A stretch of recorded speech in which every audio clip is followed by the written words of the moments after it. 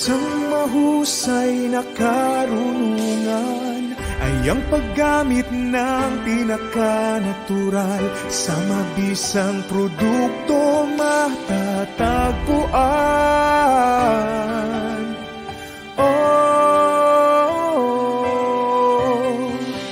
Positibo sa lahat ng bagay, sa physical, emotional at spiritual.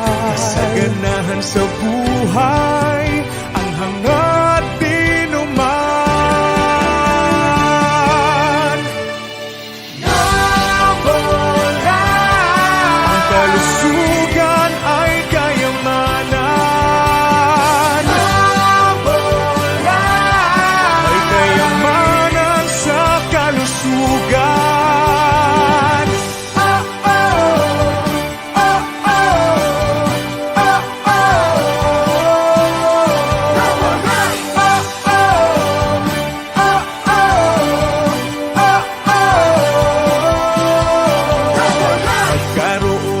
Pagkakataon, tulungan ang bawat isa, na ang bawat pamilya maiwasan ang karamdaman. Isang bagong henerasyon, harapin ang hamon ng buhay. May pag-ibig, tunay na kapayapaan, tagumpay at pagkakaisa sa lipunan. Ang kalusugan ay kayamanan. May kayamanan sa kalusugan. Ang kalusugan ay kayamanan. May kayamanan sa kalusugan. Ang kalusugan ay kayamanan. Ang kalusugan ay kayamanan. May kayamanan sa kalusugan. Double life.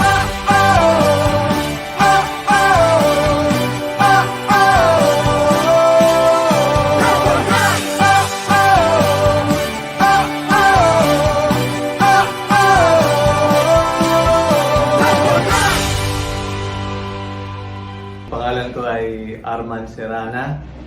Ako ay 47 years old. Kasalukuyan ako nakatira sa Pampanga. Una, skeptical ako sa produkto.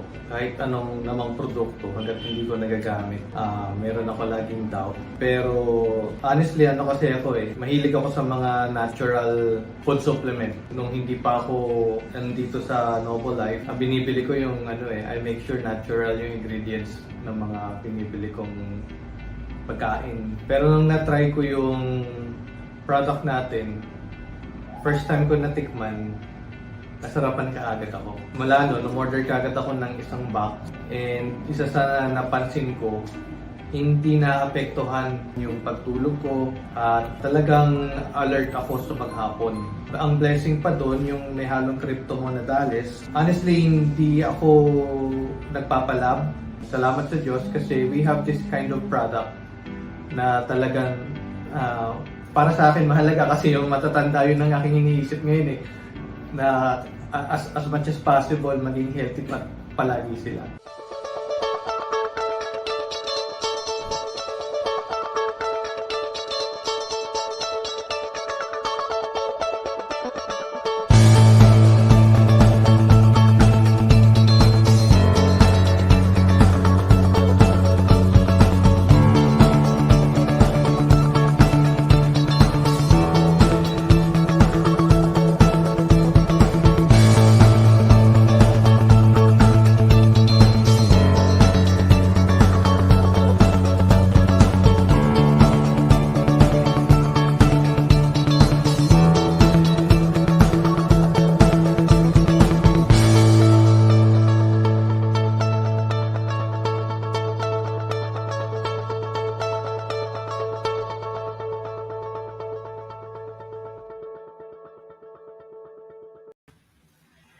Hello everyone! Good evening and welcome to Noble Life International Health Talk entitled Diabetes and Its Complication. So magandang gabi po sa ating lahat sa Singapore. Alam ko marami, nakikita ko yung mga names ng mga naka-live at nagpa-participate. Nagko-comment ng kanilang mga friends. Okay, Happy New Year po sa ating lahat. And I am your host. My name is Ernest Falcon and I would like to welcome you here. Let's share and learn together about the importance of our health, okay, especially as we start the year 2022. Okay, and you can type and comment down below to participate and engage with us. Let me greet, okay, ang ating mga Noble Life family, especially simulan natin sa Asia, sa Philippines, with Ma'am Judy and team, Luzon, Visayas at Mindanao, and sa Hong Kong with Adrian. Of course, here in Singapore, with me is Ma'am Lila Bailon Makapila, our Noble Life president, together with her lovely husband, Sir Don Reyes Makapinlak, and of course with Rodney, Ma'am Vivian, with Tita Tere, okay, with Steve. Kanina lang, they are really excited, okay, to listen to our health talk for tonight. And of course, I would like to read our UE team. Nakita ko yung name. Ito, Sir Louie. Nakita ko Miss Annette, Miss Beth. Nakikita ko yung kanilang name. Thank you for tuning in sa ating health talk. Of course, our Europe Noble Life family with Sir Tony and Tita Vilma. Okay, good evening po. Let me introduce to you our speaker for tonight. Panoorin natin to.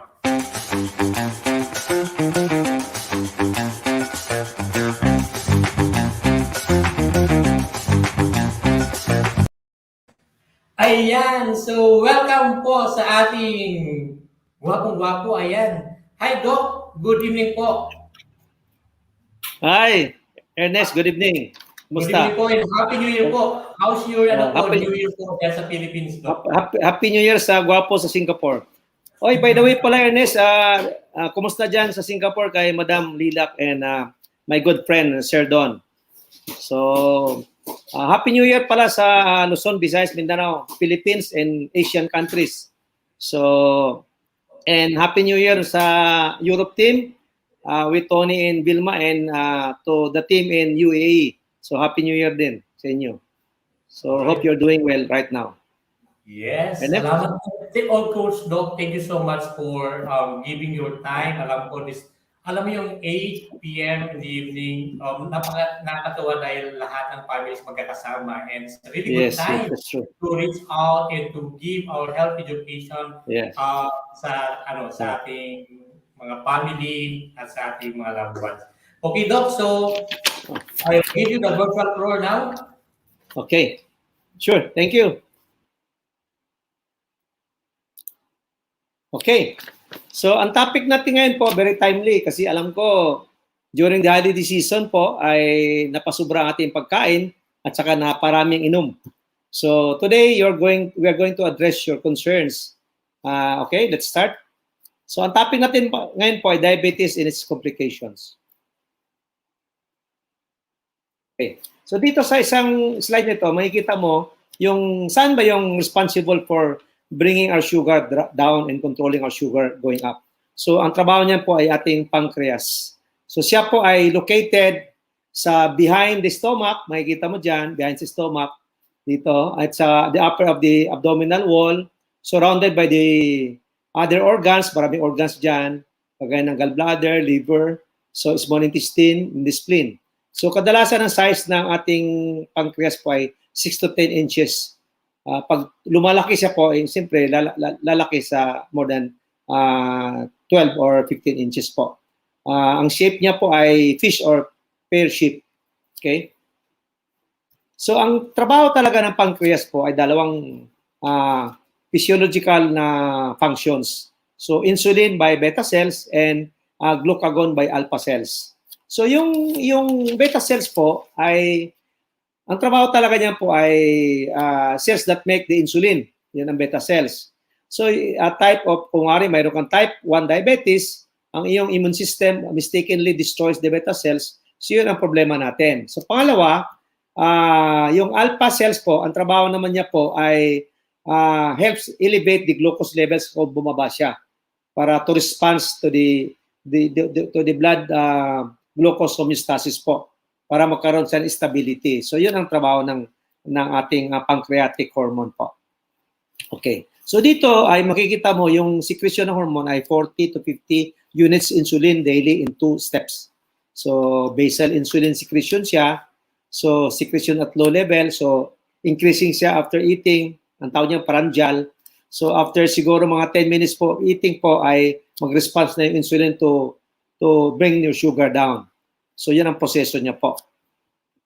So the insulin po allows the glucose to move into the cells to make energy and inhibit glucagon activity. So ibig sabihin po, it also stabilize the sugar. Maliban sa ibababa nyo yung sugar nyo, kumataas. So ang problema po, today more than 265 or more million worldwide are living with diabetes po. Hindi nila alam. So siguro sa atin ngayon ay may nakikinig, so hindi na alam yung katabi niya ay may diabetes na pala o siya mismo ay hindi niya alam mayroon siyang diabetes. So 50% of people affected with this disease po do not even know about it. So walang kaalaman.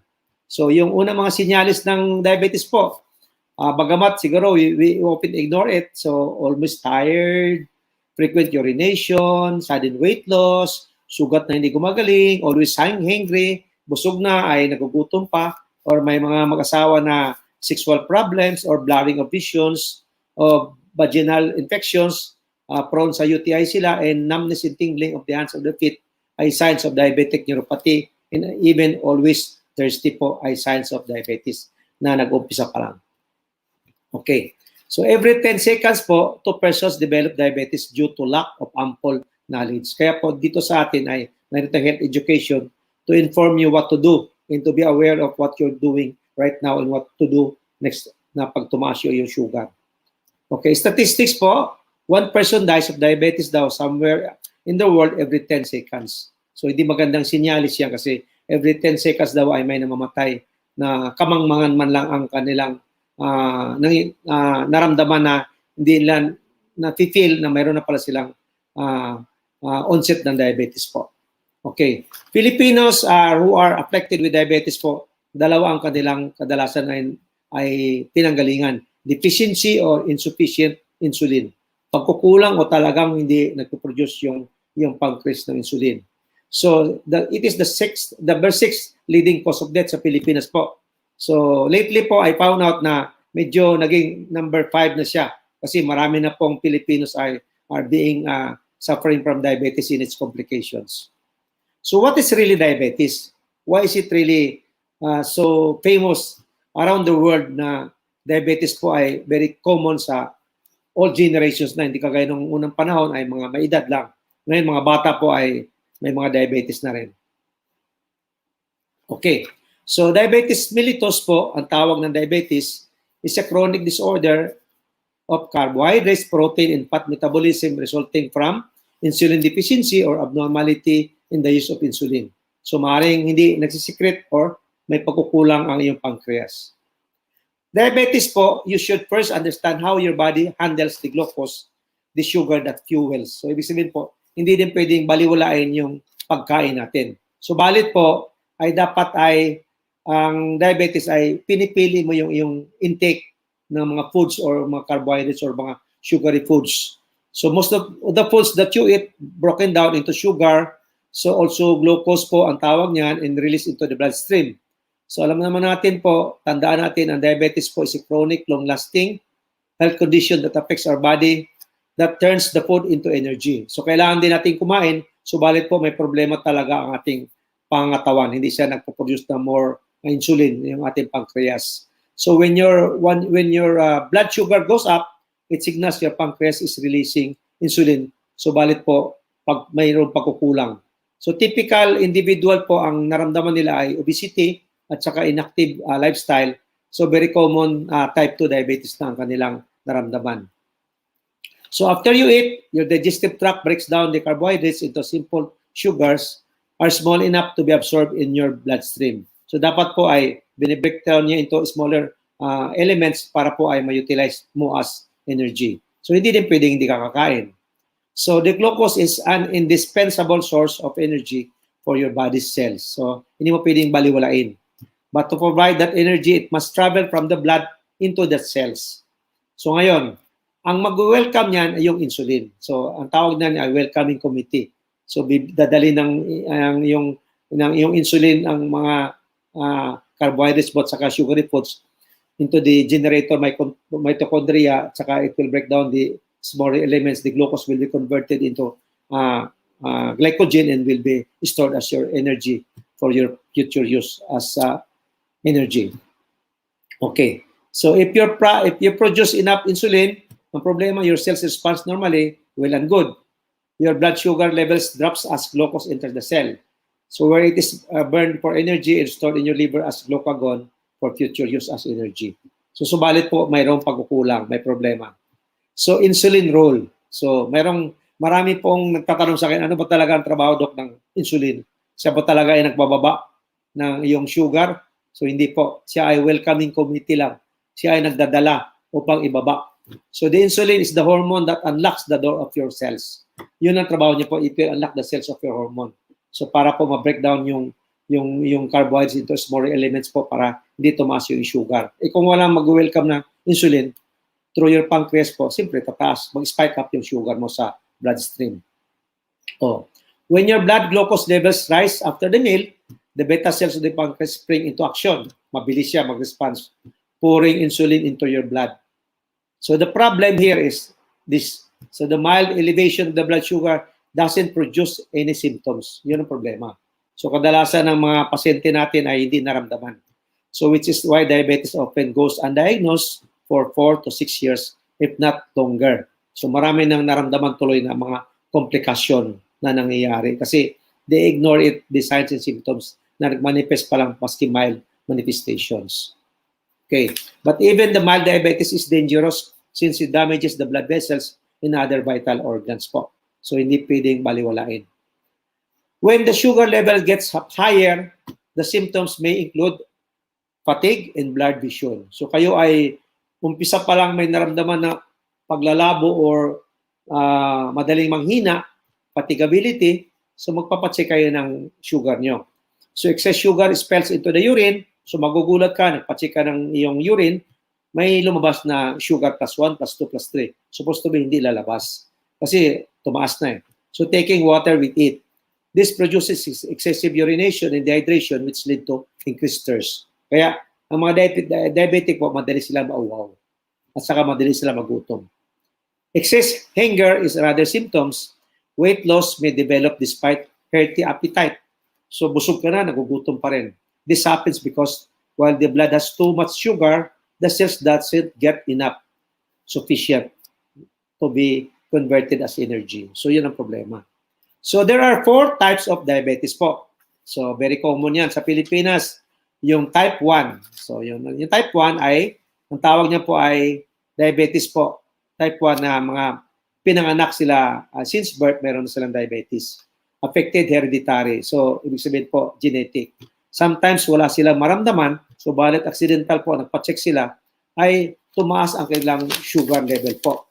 So, imperative to inject of insulin daily because they mix the little or no insulin at all. So, napipilitan yung mga type 1 ay mag-insulin na sila kasi they found out na since birth pala, yung ang kanilang pancreatic hormone ay hindi nagpo-produce ng insulin sufficient. So, type 1 diabetes needs insulin daily to survive. Okay? So people with this kind of diabetes po may also have nausea, vomiting, or stomach pains. So may maramdaman sila. So develop in a few days or months, it can be severe. So ang tawag niya po ay type 1 diabetes. So nag-umpisa sa childbirth or sa teens or sa younger generation, but happens po in any age for that matter din. So number 2, type 2. Yung type 2 naman ay mga diabetes na very common sa atin yan, usually adulthood. But diagnosis is increasingly in younger generation. Sabi ko nga, yung mga younger people ngayon, mga ano ba yan, mga X generation or Z generation, sabi nila, ay mayroon na rin mga diabetes po na younger people, affecting many children. So yan ang mga type 2. So body is incapable of responding to insulin. So hindi siya responsible enough na mag-respond para salubungin yung mga may problema sa deficiency ng insulin. They are able to secrete a little of insulin, yung pancreas, subalit po not sufficient enough to bring your sugar down. So typical people doesn't notice the symptoms at all. So yung mga type 2 po na diabetes po usually starts when you're adult. Though more and more children and teens po nowadays po are getting this type 2 diabetes. Siguro sa lifestyle nila at saka mga bisyo, mga pagkain na ginagawa, mga street food, junk food, mga night eating, di ba? Yun ang ginagawa. So because of the symptoms are hard to spot, so mahirap po unless po ay magpapacheck kayo. So make sure that you have to visit your doctor if you are suffering from this type 2 condition po. Okay, type 2 depends on less who your parents are than how you live. Ibig sabihin po, hindi siya ganong namamana. So hindi ka kaya ng type 1. So depends less who your parents are. Usually po ay acquired siya. So that means you can protect yourself from this major chronic illness with series of simple lifestyle choices. So pwede naman baguhin mo, magbago ka ng lifestyle. So habit forming siguro yung mga food na bawal. So magbawalan mo na at saka dapat ehersisyo at saka may activity. So but oftentimes the ability of the overtaxed pancreas secrete insulin may run down. So mayroon yung cases na nagkaroon siya ng breakdown, yung pancreas hindi na siya sufficient enough to produce more insulin. So you're able to be required to undergo insulin therapy or treatment. So more than 90% of diabetic have type 2 diabetes po, very common sa Filipinos. So gene plays a role in the risk, but lifestyle factors are the major contributory to this disease. So hindi ganong major role daw yung genetic inheritant factors. Subalit po malaki ang possibility, ang risk factors na nag-contribute ay yung lifestyle po, leading to, especially if you are obese person, yung may tinatawag kami X syndrome obesity ay leading for type 2 diabetes. So type naman na isang number 3 na diabetes po, yung tinatawag na number 3, type 3 diabetes is gestational diabetes. Yung mga nagbubuntis ay overweight sila, so usually over 9 pounds ang dinadala na baby, so high risk na for getting type 2 diabetes and cardiovascular disease. So yun ang medyo masaklap na balita. Kasi po ikaw ay nagbubuntis, so balit po without your knowledge po ay nagpacheck ka ng sugar. So the doctor found out that you are suffering from gestational diabetes. So usually lumalabas na sa 24 and 28 weeks of pregnancy. So we have to protect your health and your baby's health. Kasi kadalasan po, pag nag-deliver ka ng baby, so makukuha ng baby mo yung diabetes po. Okay, so yan ang kadalasan causes po ng gestational diabetes. High blood sugar, glucose in the mother, so inignore ng nanay kasi gumana ng pagkain kasi buntis siya, bringing extra glucose to the baby, so causes the baby to put extra more weight. So siyempre, magkaroon siya ng diabetes yung baby. Okay, so may tinatawag din tayong number 4 na pre-diabetes. So ibig sabihin yan ay hindi pa confirm na may diabetes ka. So it might be lead to a full-blown diabetes po. So yung pre-diabetes po ay very common sa worldwide yan. In fact, more than 70 million na Filipinos na yon and even other countries ay mayroon ng pre-diabetes po. So above average po of glucose levels, not high enough, hindi ganun sufficient sa na sobrang ma-classified mo as diabetic na, pero mayroon na manifestation in signs na leading for a diabetes that will arise later on. So start with a healthy eating habits, inadequate exercise po. So doctors usually refer to some people as having pre-diabetes or borderline. So diabetes, when your blood sugar is usually in the range of 100 or 125 milligrams per deciliter. So mg per deciliter siya, 100 to 125. So the normal blood sugar usually sets between the 70 and the 99 milligrams per deciliter. So whereas the people with diabetes po, I have a fasting blood sugar of higher than 126. So hindi maganda pag 126 po. Kasi fasting blood sugar yan, 126 na. So the predicament of the pre-diabetic individual means that the blood sugar is higher than your usual count. Not too high enough, but constitute a diabetes na manifestation. So, kadalasan ang kasama niya na overweight, family history of diabetes, yung lifestyle mo. So, it might be a leading cause of leading for a pre-diabetic manifestations.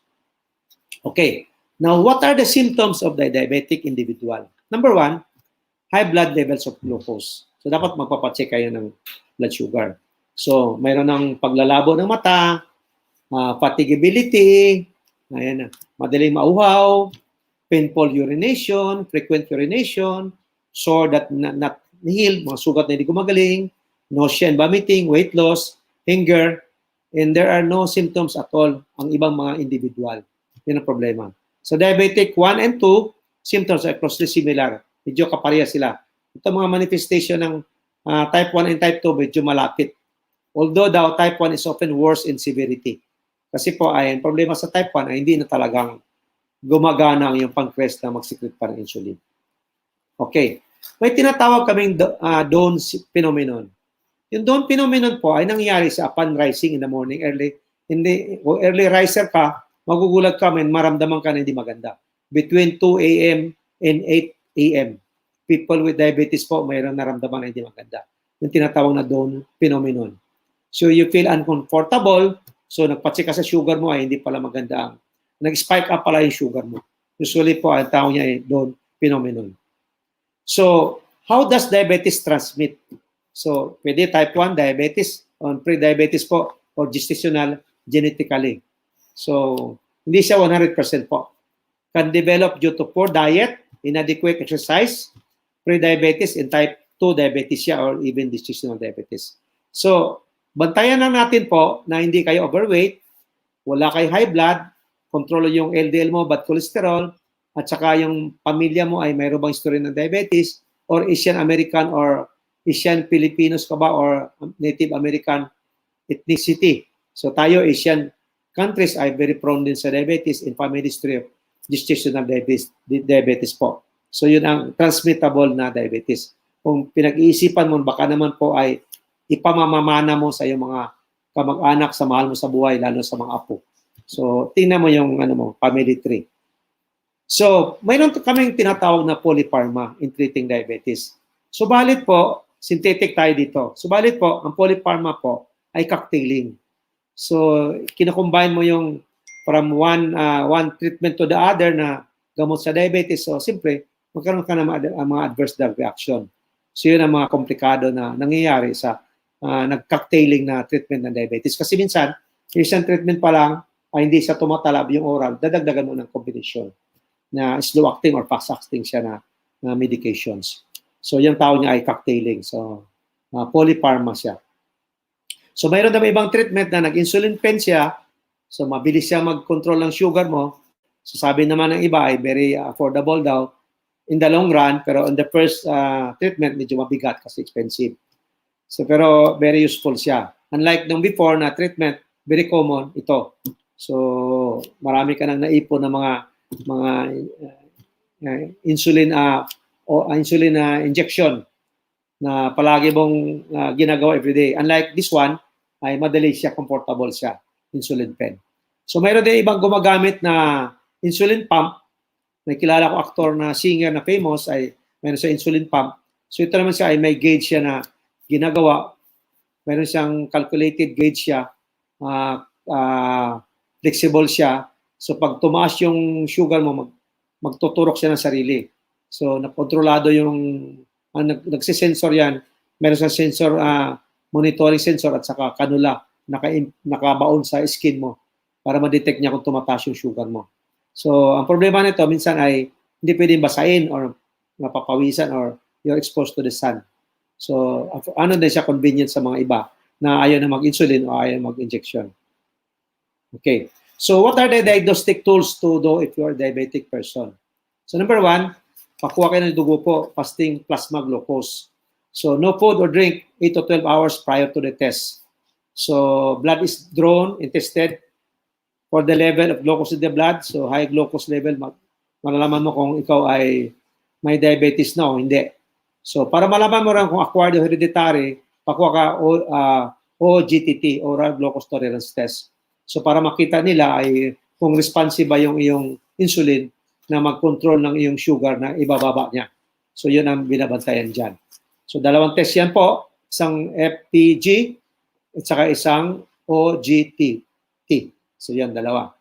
So mayroon yung tinatawag na HbA1c na perimeter guide ng glycated hemoglobin para malaman mo kung yung programa na binigay sa ng doktor mo ay swak na swak sa iyong kondisyon. Kasi ang treatment ng treating diabetic po ngayon nowadays po ay individualized. So hindi po pwedeng yung gamot ni Pedro ay gamot ni Juan.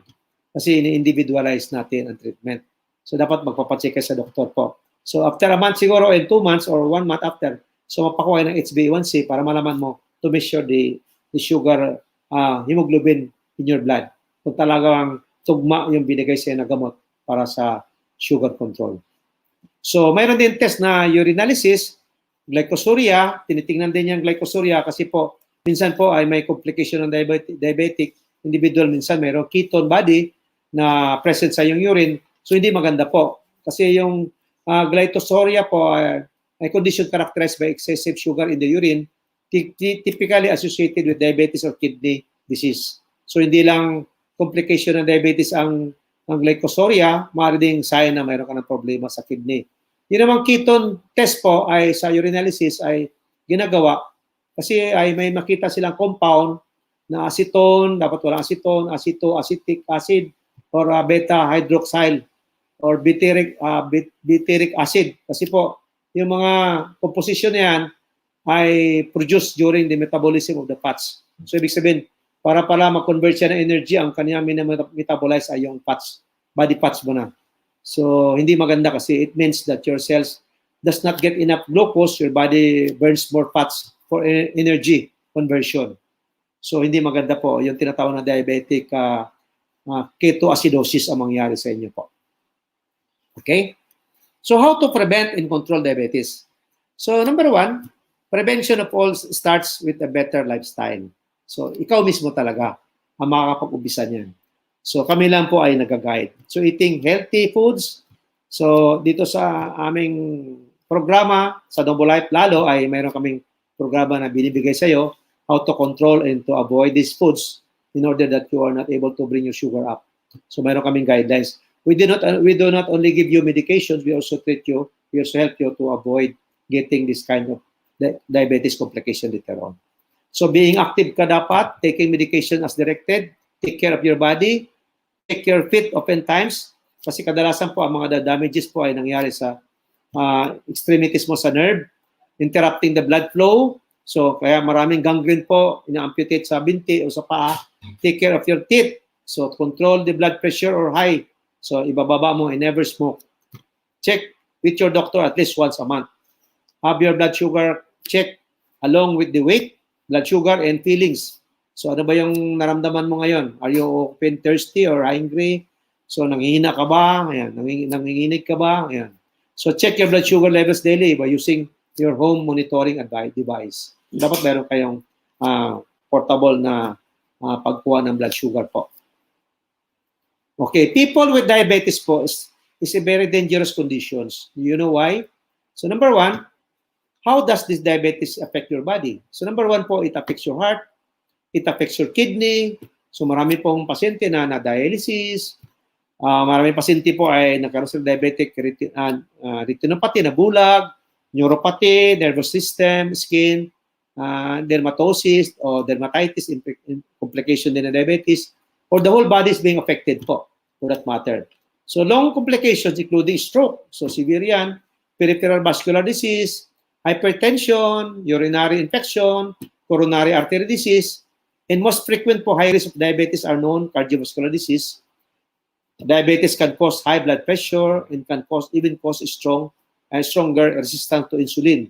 So may tinatawag tayong insulin resistant.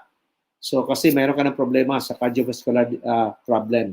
So diabetes lowers our good cholesterol and raises our bad cholesterol. So baliktad. So once you have to bring your LDL down, you have to also bring your high density lipoprotein up. Kasi pag hindi mo may bring yung high density mo, ay manghina ka rin kasi kino-convert niya din as energy. So, at saka yung high density ay it helps you bring your LDL down. So this can cause the arteries to become clogged up with fats. So, siyempre, ano mangyayari? So, cardiovascular disease, yan, maraming nababypass, maraming nagkaroon ng stroke, so nagkaroon ng MI o myocardial infarction, heart attack, for that matter, kasi hindi na na-control ang kanilang diabetes for getting high.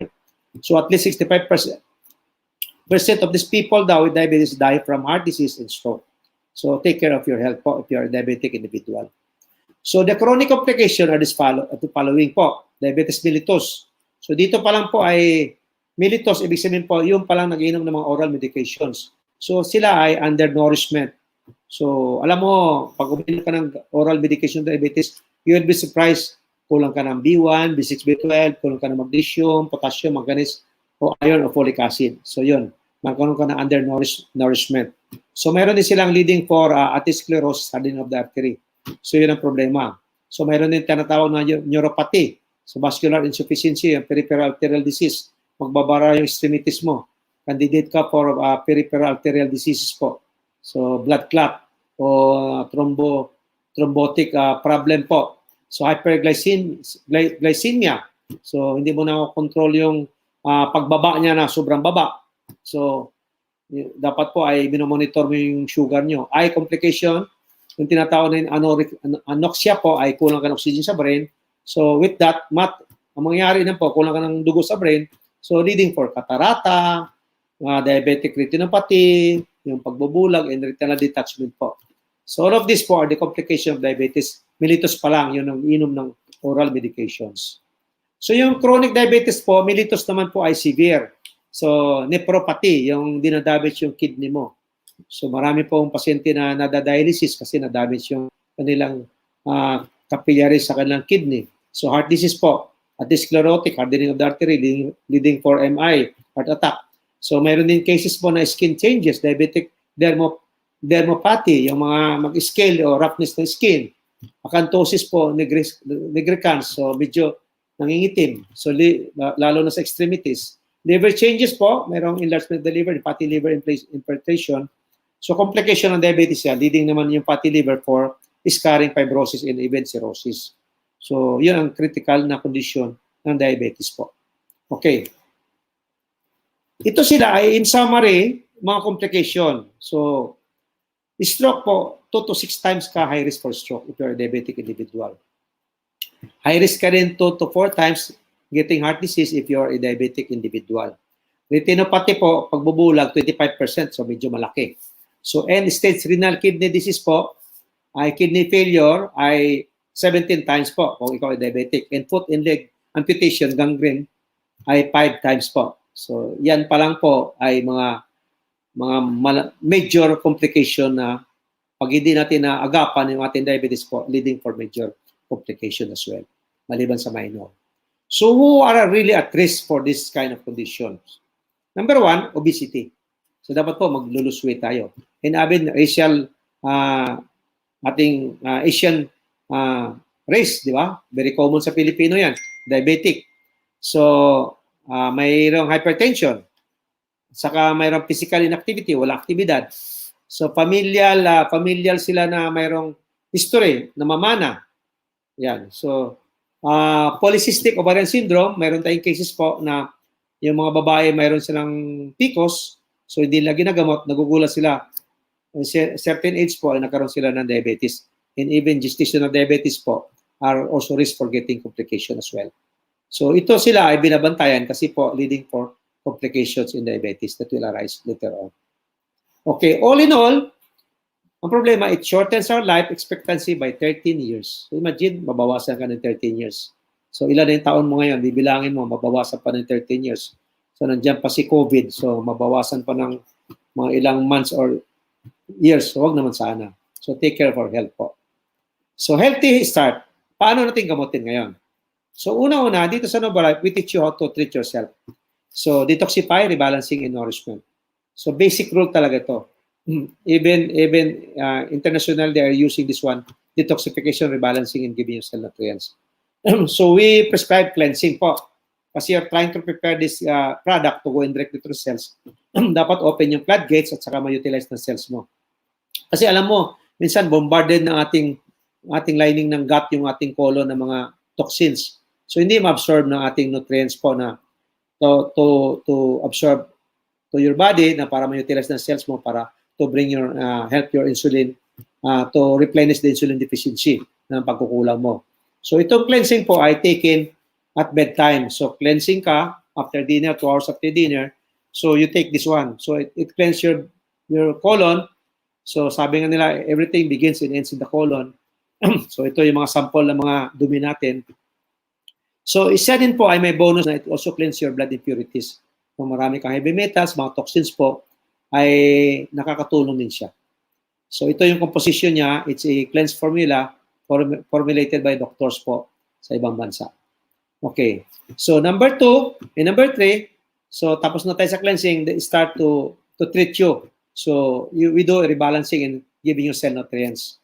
So we do it simple way. You take the crypto tablet and some PPAR. This product po has been clinically proven, studied by Shanti Wang in Taiwan for 50 years na po. Proven siya to bring your sugar down, to stabilize it, to bring it not to be able to spike it up. So parang i-control mo siya na hindi siya magkaroon ng aggravation na mag-lead sa for the complications later on. So cryptomonadalis po with the natural PPARs agonist in diabetes. So number 1 present niya po ay chromium. So marami pong mga supplement po na nasa merkado, sa market po ay wala siya ganong sufficient na essential trace mineral chromium. So it helps maintain the normal blood sugar levels and helps the cell draw energy from the blood sugar. Alam mo, maraming study po na pag mayroon tayong pagkukulang sa chromium sa cells mo sa blood lalo, ay hindi po nakakasekret ng insulin yung pancreas. So you have to replenish the chromium. It is really essential trace mineral for your diabetes po. So magnesium is also needed, so essential din siya for the brain and the body, as well as regulating the blood sugar among many benefits po. So marami siyang benepisyo. Marami maganda sa memorya, marami sa heart, rhythmic beating ng heart mo, meron ka ng normal beating ng heart, hindi ka magkaroon ng bradycardia o tachycardia, sinus rhythm mo normal. So magnesium deficiency is even seen in people with diabetes. So nagpa-check sila. So mga nag-iinom ng mga oral medication ng diabetes po ay they were surprised na mababa ang kanilang magnesium. So people with insulin sensitivity or resistance also lost excess magnesium in the urine, contributing to the lower levels of this nutrient. So marami silang pagkukulang. So that's why we replenish you by taking the crypto PPAR. Okay, vitamin D is also needed. Retinoic acid po, diabetic person has been demonstrated to reduce the RPB4. Alam mo yung RPB4 po is very badly needed nowadays kasi ang ratio niya ng RPB4 yung tinatawag namin na retinol binding protein 4. So predominant siya sa liver, adipose tissue, at saka sa ibang mga vital organs mo. So it binds and transport the vitamin A from the liver to the peripheral tissue. So pag ikaw ay decreasing the retinol to the RPB4 ratio, so mababa, so magkaroon ka ng complication na leading for insulin resistance. So kailangan mo ng vitamin B, yung retinoic acid po, to stabilize the ratio of the retinol and the RPB4 ratio. So yun ang importante dyan. So vitamin D, ay kailangan mo rin yan to actually improve the blood sugar and insulin response mechanism of diabetic person. So siya ay proven study po. In fact, nowadays po, you also need the vitamin D for preventing for not getting the COVID-19. So regimen siya for treatment in a person who is also suffering from COVID-19 po. So treatment siya, preventive and curative din for COVID yung vitamin D. So needed din siya. Maliban sa needed supplement siya for diabetic individual. So B12 din is necessary for healthy nervous system and healthy body blood cells po. Importante yan. So also, we need para B1, B6, B12, B complex. So diabetic mellitus can increase the risk of having B12 deficiency. So marami pasyente po nagtataka. Pag ininom na itong oral medication, they were surprised na silang naramdaman na hindi maganda. So nagpa-check sila sa kanilang B complex po, B1, B6, B12. So halos wala nang sufficient na presence ng B12 sa kanilang pangangatawan, lalo sa dugo. So side effects yan ng mga metformin na oral medication. Okay? So antioxidant, vitamin A, C, and E. So kailangan din natin yan. Vitamin A, C, and E, maliban sa vitamin D. Hindi complex. So marami din mga diabetic na ininom na metformin, very common yung metformin sa lahat ng mga oral medication. So they were surprised na bumababa yung kanilang folic acid or B12. So yan ay isang clinical study ng Diabetic Info Journal. So dated 2017. So kailangan i-replenish mo yan. So zinc po is also another very important mineral for your blood sugar control. Kasi po, patient with diabetes have lower levels of zinc in the blood. So zinc supplementation helps improve their HbA1c, yung benchmark ng long-term blood sugar control, di ba? Sabi ko, magpa-check kayo after 1 month or 2 months para malaman mo kung talaga naka-tailored yung oral medication for your specific kind of diabetes. Diabetes mellitus ba siya o insipidus? Okay. So, ito sila ay mga complication na open we ignore. Microvascular disease po, stroke siya. So, stroke yan, brain attack yan, heart attack, hypertension, peripheral arterial disease po, yung pagbabara sa mga extremities mo, thrombosis niya, embolic problem, or foot problem po, gangrene yan. So, micro naman, diabetic retinopathy and catarata and renal disease, and neuropathy, diabetic neuropathy, and nephropathy and foot problem po. So, left and right gangrene. So, macro ba siya o microvascular complication ay gangrene po. So, PPARs protect diabetes from complications. So, ang pinag-usapan nito, to control your sugar down, you can take the oral medication, the crypto way. Kasi meron naman tayong mga oral medication na mga synthetic. Ang problema, marami nga, binanggit ko na, marami mga adverse drug reaction din. Yung polypharma. So, sa atin, meron tayong ino-offer na natural modality na wala siyang adverse reaction or side effect, yung oral crypto PPAR. Now, to prevent you from getting the complication, you have to take the PPAR jar, sublingual. So, ito siya. So, hindi siya yung tablet. Okay.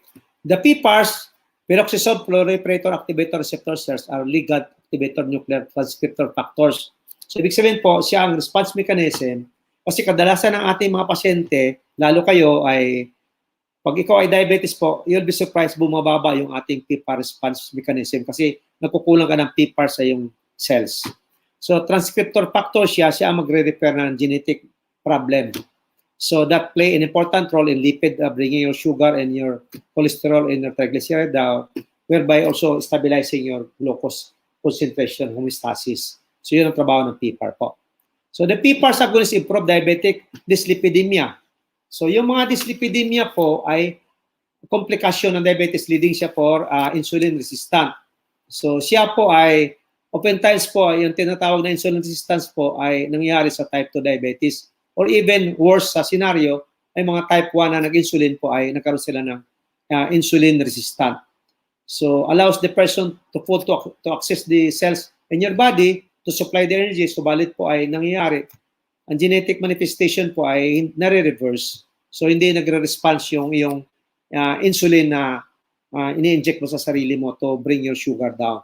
So, mayroon ka ng insulin resistance. So, sometimes ang problema, the body tries to make extra insulin. In the process, problema naman po ay hindi niya may de-deliver. So, yun ang problema sa insulin resistance. Now, yung PPAR agonist po improves the diabetes, dyslipidemia, and insulin resistance. Siya po ang nagre-reverse. Kasi meron siyang property na mechanism na gamma and alpha na isoforms na nagre-repair siya ng in-responsive mechanism ng ating cells. Okay. So in the medical field of synthetic drugs po, binanggit natin, mayroon din mga oral medications kagaya ng pioglitazone, rosiglitazone, abandia. Ang problema po ay sila ay what do you call this, very careful ang mga doctors na nagpe-prescribe kasi po ay mayroong mga adverse drug reaction for this matter.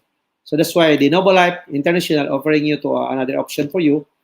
The same mechanism, mayroon din sa PPAR. Ito mga binabanggit ko, mga synthetic, may PPAR rin siya. So balit po ay cocktailing siya. So hindi maganda sa response mechanism ng vital organs, especially your kidneys and your liver. Whereby itong PPAR na agonist po, binabanggit natin dito, ay highly protected yung vital organs mo. So, treating the symptoms of the metabolic syndrome, so manifestation ng diabetes yan, and mainly lowering your triglyceride and even bringing your sugar down. Even also prevents the insulin resistance to set in. So, yun ang trabaho ng PPARs po. So, current evidence po support the notion that the primary target of this tissue PPARs are adipose tissue. So alam mo, yung adipose tissue is very important for us in treating a diabetic individual. Kasi po yung adipose tissue po ay may effect siya sa insulin response mechanism ng iyong cells. Kasi yung adipose tissue po, kung hindi nyo alam, it is the central metabolic organ ng it regulates the whole body energy homeostasis. So very important yung adipose tissue. So very evident na talagang responsive siya dun sa adipose tissue. So it's the energy reservoir, tinatawag natin na other organs, yung adipose tissue. So mayroon siyang kakayahan na yung subcutaneous tissue na visceral fats po, abdominal tissue dito, skeletal tissue, muscle tissue. So yan po ang presence na adipose tissue. So very important siya sa response mechanism na ginagawa ng PPARs to bring your sugar down. So PPARs have been shown to selectively stimulate the lipogenic activity. So ang lipogenic activity po is a process of converting the fatty acid and glycerol into fats. So yun ang trabaho niya, yung tinatawag na lipogenesis. So importante yan po, yun ang response mechanism na ginagawa ng PPAR. Kasi marami nagtatanong paano daw nakakabring ng response mechanism yung PPARs for responding na hindi siya magkaroon ng insulin resistance. So ito yung explanation po. Kasi it stimulates the lipogenic activity po, resulting to a greater insulin suppression of the lipolysis po. Yung tinatawag na lipogenesis po. Okay? So it limits the fat storage. Yun ang trabaho niya. Evidently, PPARs improve insulin sensitivity not only to diabetic individuals but also to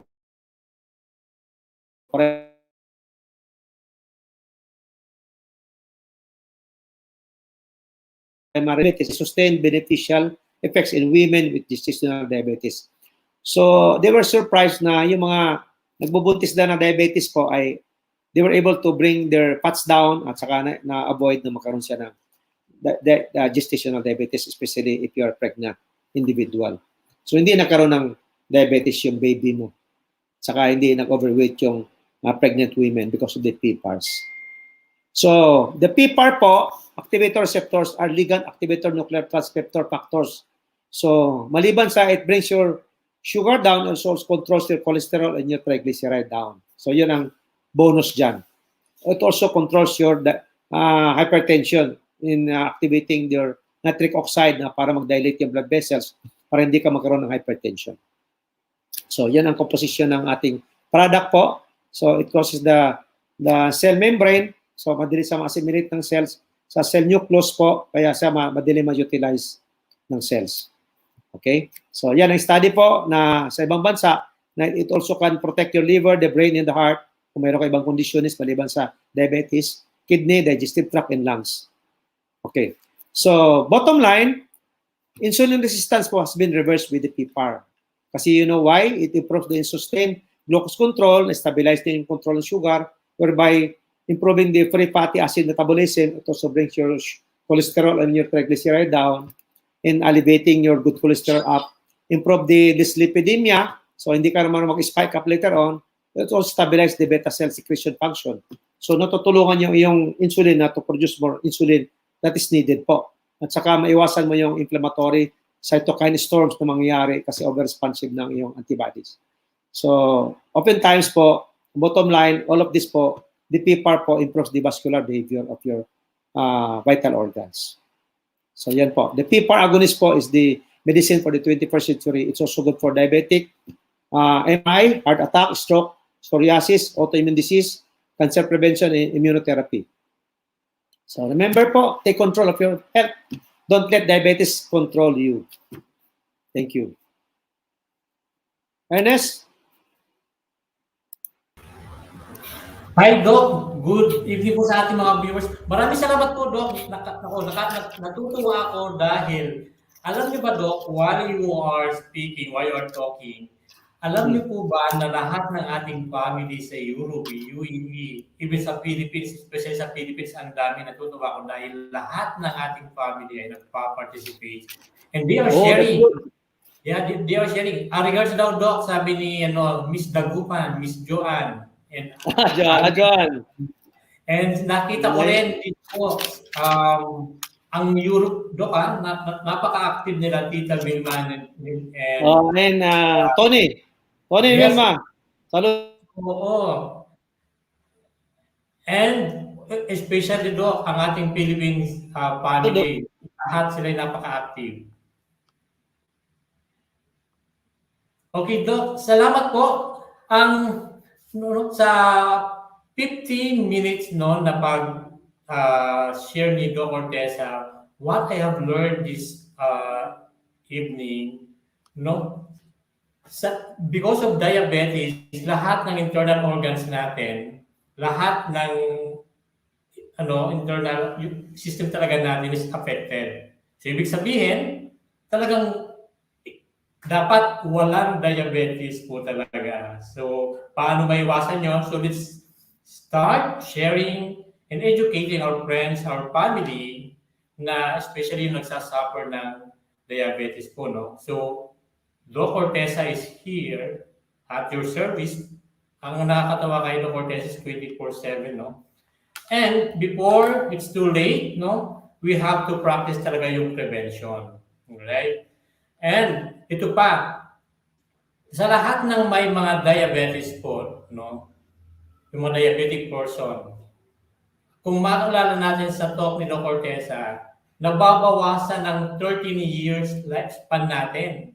So kung sabihin natin, as early as sabihin 20 years old ka pa lang, may diabetic ka na, no? So ibig sabihin, mababawasan pa ng 13 years ang lifespan mo. So That's true. that's why Noble Life International is here with the help of our medical director, Dr. Romeo V Orteza.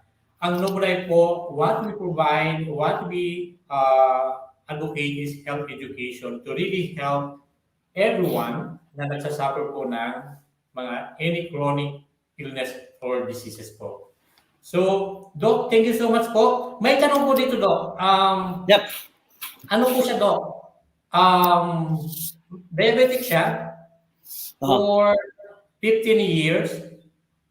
Nag-metformin siya at 100 mg po ang kanyang metformin na tinitake. Eh, ang tanong...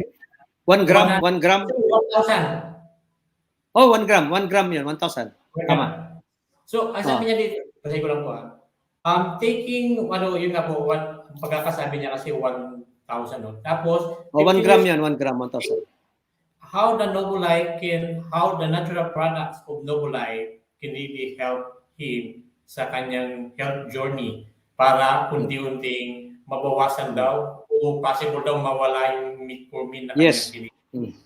Okay, so dadaan mo na sa programa natin. Protocol kasi ng diabetic to avoid complications, you have to do a program for us. So mayroon tayong regimen of treatment to avoid this one, know what to do, and detoxification, rebalancing, and cell nutrients. So protocol talaga yan. Para ma-reverse talaga, especially 1 gram ng ininom niya, so hindi maganda sa kidney yan, saka sa liver. At saka, to reverse it, you have to take the PPAR powder. Okay po. Sige To po. control it from getting high, you have to take the cleansing and the crypto. But reversing it is another story. You have to take the PPAR jar. So, yung nagtanong, is he based in, abroad or Philippines? In Singapore. Sige. Pwede natin igawa ng online consultation. So I can explain to the person in details. So no worry, it can be of help.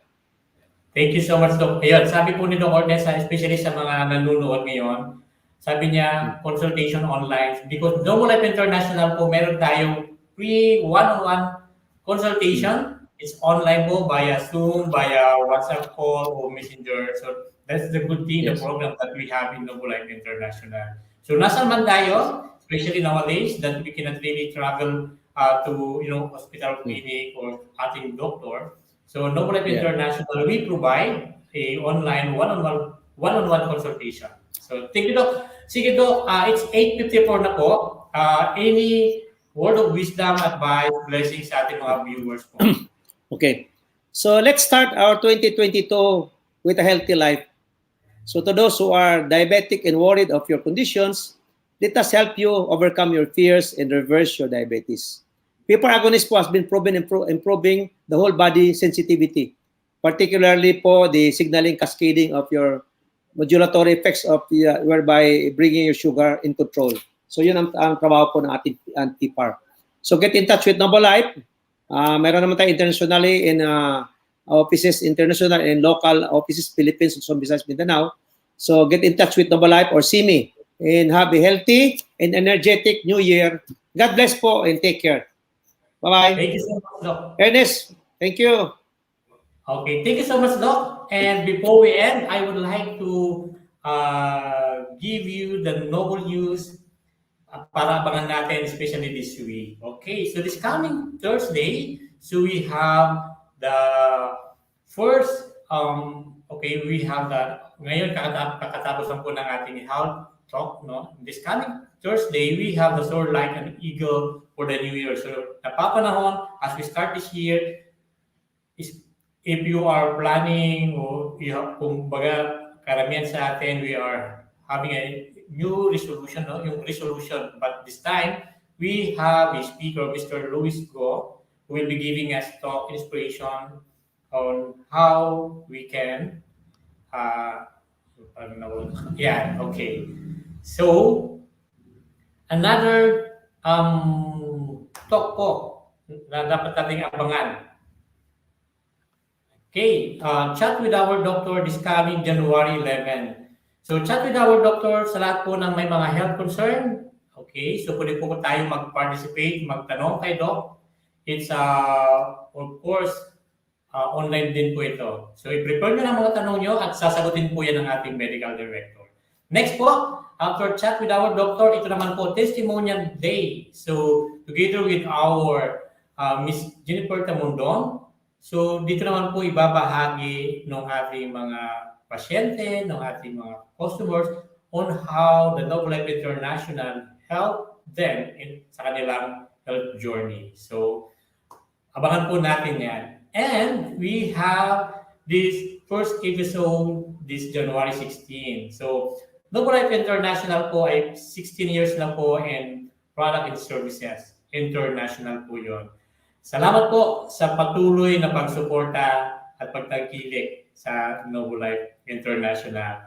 And this January 16, we will be having our first episode ng Sweet 16. Ano ba yung Sweet 16? So, abangan po natin yan. Marami po tayong mga special guests and we have surprises na dapat natin abangan. So maraming salamat po for tuning in sa gabi na to. So Noble Life International, we care for you naturally. God bless po.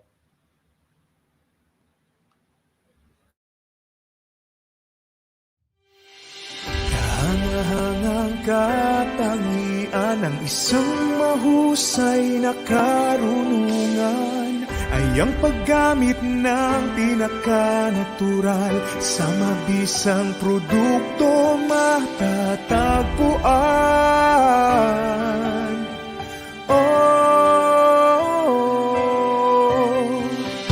Positibo sa lahat ng bagay, sa physical, emotional at spiritual, kasaganahan sa buhay, ang hangad dinuman. Noble Life, ang kalusugan ay kayamanan. Noble Life, may kayamanan sa kalusugan.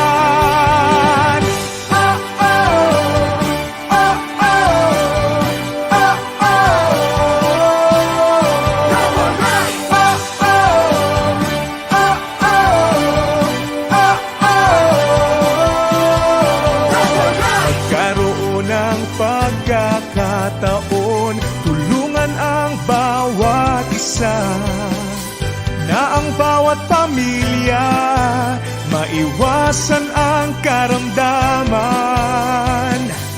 Isang bagong henerasyon, harapin ang hamon ng buhay, may pag-ibig, tunay na kapayapaan. tagumpay at pagkakaisa sa lipunan. Ang kalusugan ay kayamanan. May kayamanan sa kalusugan. Ang kalusugan ay kayamanan. May kayamanan sa kalusugan. Ang kalusugan ay kayamanan. Ang kalusugan ay kayamanan. May kayamanan sa kalusugan. Double